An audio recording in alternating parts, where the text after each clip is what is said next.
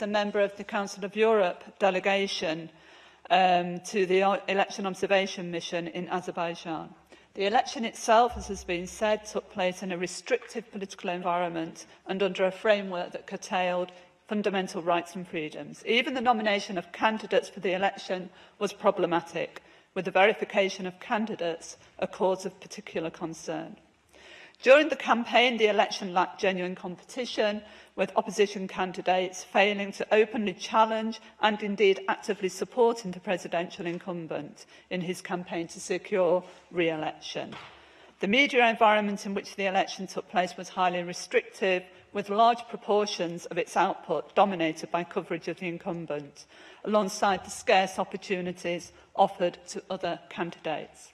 On the polling day itself, observers, myself included, witnessed ballot box stuffing, with voting procedures assessed negatively in 12% of the 1,300 polling stations, and observers assessed in more than half the counts a disregard of procedures or deliberate falsifications.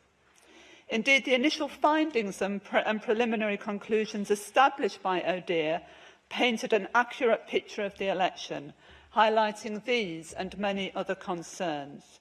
It was therefore a surprise that when the Council of Europe delegation was presented with these initial findings on the Friday morning following the election, that attempts were made to undermine them and to recommend in their stead a favourable and positive picture of the election. Luckily, this attempt to undermine the work of ODIHR and all the delegations present at that election did not succeed. If this organisation is to stand up for the rule of law, democracy and human rights, it must also show integrity and report things as it sees them, not as it wants to see them.